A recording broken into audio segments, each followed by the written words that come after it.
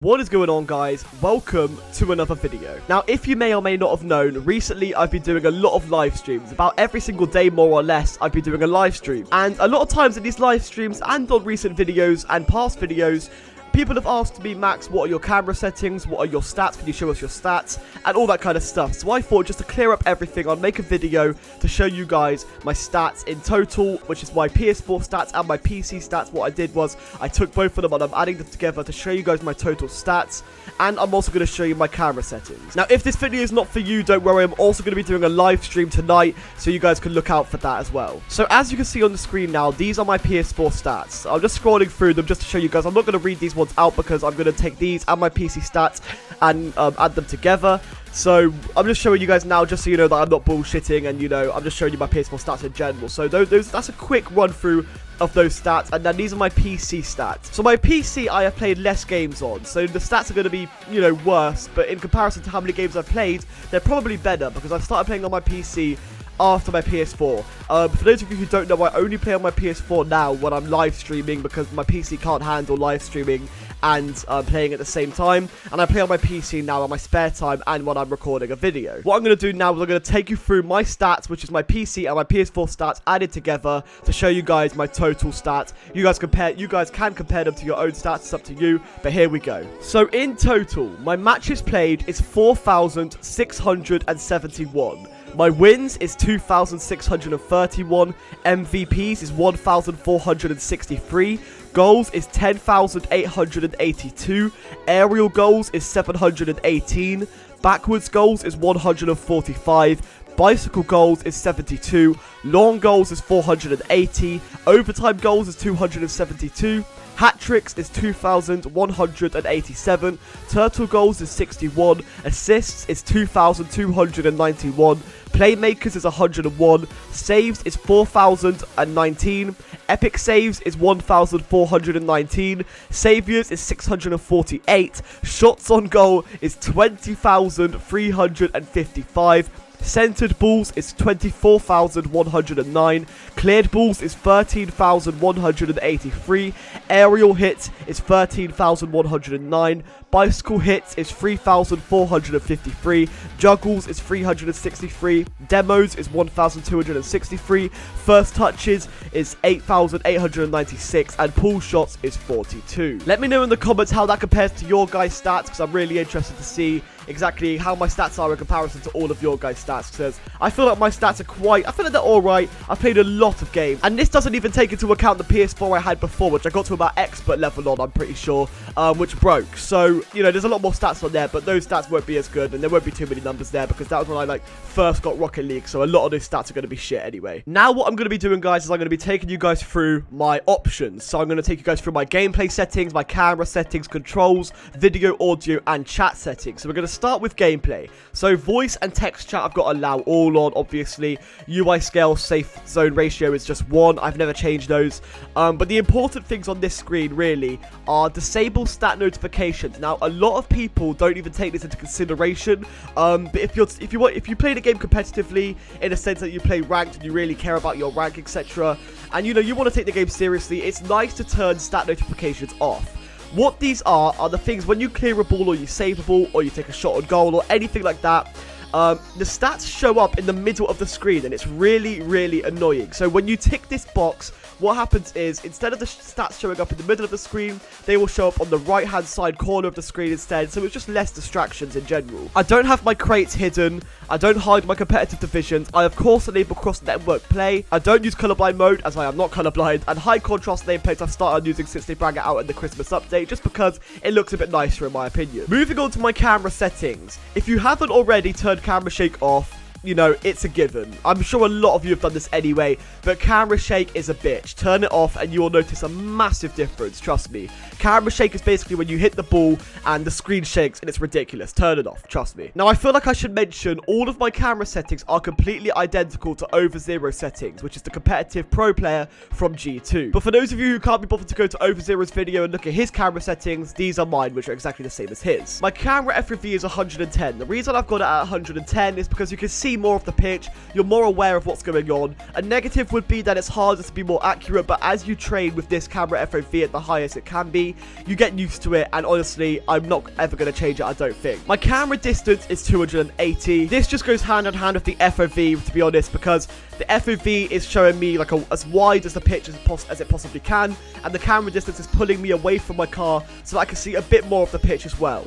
This as well, just like camera FOV, can have a negative effect on your accuracy and hitting the ball, etc., and getting your timings right. But when you play with these stats for a long time, you'll slowly get the hang of it, and after a while, it just becomes the same as it was before for you. My camera height is 110. My camera angle is -5. My camera stiffness is 0.35. Now, I'm not going to bother explaining camera stiffness, but OverZero has got a really good video explaining camera stiffness. It's basically, in general, just when you're drifting, how stiff the camera is to your car. When it's not stiff, the camera can like float about a tiny bit. When it's stiff, the camera will literally be as if it's on like a rod behind your car, and stuff like that. When you go supersonic speed, if your camera stiffness is loose, which is a low camera stiffness, it will pull back away from the car. If it's a high camera stiffness, it will stay with the car as you go supersonic speed. I know that might not be the best explanation, but go over to OverZero's video. His name is OverZero on YouTube, and look at his video on it. It describes it really well. My camera swivel speed is 9. This is basically how much you can turn the camera, like how fast you can do it. I just like to turn it, and I want it to be as quick as possible, more or less. So that's why I have it at 9. Invert swivel pitch is ticked. Hold ball camera is unticked because I don't really want to I don't want to have to hold the ball camera just to look at ball cam. I don't think anyone should really have that, but if it's up to you, it's up to you. Obviously, some people have different preferences, but mine's definitely unticked. Ball cam indicator I've turned off, only because I just feel like it's unnecessary. It's just a tiny bit distracting. I know when I've got ball cam on, I don't need an indicator to tell me. Ball arrow is on. Now, I see a few people turn this off because they turn ball cam indicator off. They feel like because they got ball cam indicator off, oh, I'll turn the arrow off as well because I don't want any distractions whatsoever. But ball arrow is actually very important. When you're not on ball cam, you don't know where the ball is, and a lot of people turn ball cam off when they're going for boost. So if you're going for boost and you got ball cam off, the ball arrow is very, very useful for knowing where the ball is, more or less, on the pitch when you're not looking at it. So it's just good to enhance your awareness. So I definitely recommend keeping this on. If we move over to my controls, the only things I have changed from the default settings is power slide and air roll. Now, the reason I've changed power slide to LB is, again, because I think it was OverZero that gave me the advice. Not gave me, like, personally the advice, but gave advice in his video to change power slide to LB. Default, it is square if you're on keyboard, if you're on controller, and it's a massive advantage to turn it to LB. It takes a while to get used to, but once you get used to it, trust me, it's a lot better because that means you can boost power slide with a lot more ease.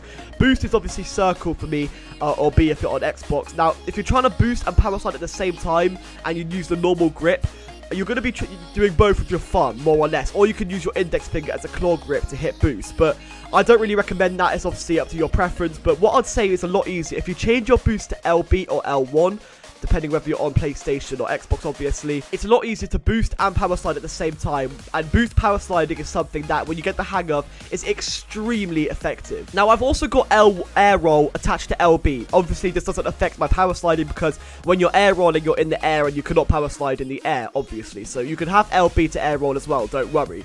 So I've got LB to air roll. My left analog stick is what I use to flick my car around when I'm in the air, when I'm air rolling in the air. But I've also, as you can see, got air roll attached to my left stick. Now, this is thanks to Mason RL90. I think that's how you say his name. I may have completely butchered that name. But the reason I've done this is for half flipping, and I've only done it for half flipping. Now, I really found it difficult to half flip. Before I used the half flip. Half flipping, basically, I'll show you guys on the screen now, is where you're going backwards, and it's the quickest way for you to turn your car a complete 180 degrees to face the other way and get back in time to maybe save a ball or just to retreat. It's amazing for getting yourself out of situations where you need to just turn your car around so you're stuck in a corner or something. It's a really amazing tip to use. I recommend that everyone should master this. Now, if you're on PS4 or Xbox, unfortunately, for some strange reason, you cannot actually change this setting. But if you're on PC, you're going to have a lot easier time air rolling if you do the advice that I'm about to give you. So you can choose either left or right, it doesn't really matter, but attach it to your left stick. Now, when you're going back, so obviously you pull back on your left stick, you double jump backwards, and then you push up on your left stick to cancel the backwards jump. So when you've cancelled your backwards jump, you are effectively just turtling, but in midair. Now, if you're on console, what you'll need to do is hold down L1 and then move your stick to the left or the right to turn around. This is very difficult to get the hang of. I'm sure once you've mastered it, it's it's fine,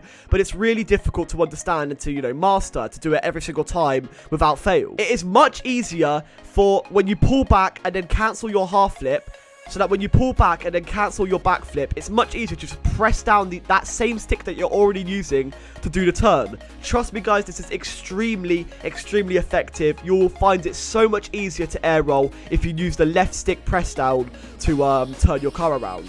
When I'm air rolling to try and get a good shot on the ball, etc., when I'm aerialing, I just use the LB for air roll. I don't use left stick. Left stick is purely only for half flipping. Now, these are my video settings, guys. Everything apart from these checkered boxes is purely based on your own PC. These are purely subjective, so that's up to you what your PC can handle, etc. But these checkered boxes here are what is important. Now, these are OverZero. This is OverZero's advice.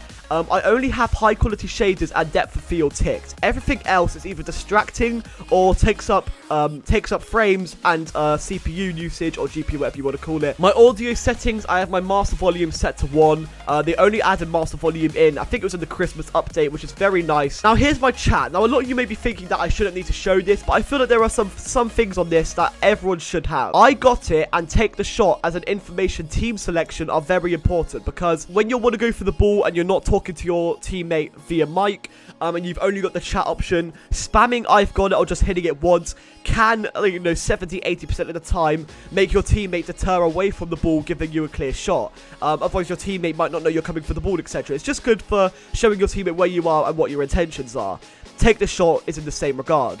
Need boost is also very effective. Have it as your team option. I see some people have need boost that's not in their team option, then the enemy know that you're going for boost. That's not a good idea in the slightest. Keep need boost as your team option, so only your team can see it when you press it. It's good for letting your teammates know that you're going for boost. Your teammate will then know that maybe he needs to cover goal a bit more for a few extra seconds, or maybe play a bit more defensive while you go for boost quickly. It's just good to be able to let your teammate know. It's little advantages that are altogether going to help your game. They should, definitely. In position is, you know, it's up to you guys, really. I like to do it sometimes with my teammates going on the side, and instead of him just going for a shot for himself, I spam or hit once in position, so my teammate knows that I'm ready to take a shot. Compliments are subjective. Reactions are more or less subjective. Apologies, you know, they're subjective. I like to have my bad and sorry at least, just so I can, you know, admit to my mistakes and, you know, it's just nice to have my bad and sorry, in my opinion. And post-game, you know, you always want to hit them with the GG. I like to hit them with the well played as well. You know, keep things positive. And what a game, and that was fun. You know, those are subjective. Everything here is subjective, obviously. The most important things out of all of these, however, are the information team. These things can actually, you know, change the pace of a game. They can really help your game, and they can sometimes cause a win. You never know. Well, guys, I hope you enjoyed this video. I took you through all of my settings and my camera options and my options in general. Hope you guys enjoyed. If you want to see any more videos, you know, that I haven't even thought of or done in the past, then let me know in the comments down below. I'll definitely take them into consideration. I will be live streaming tonight,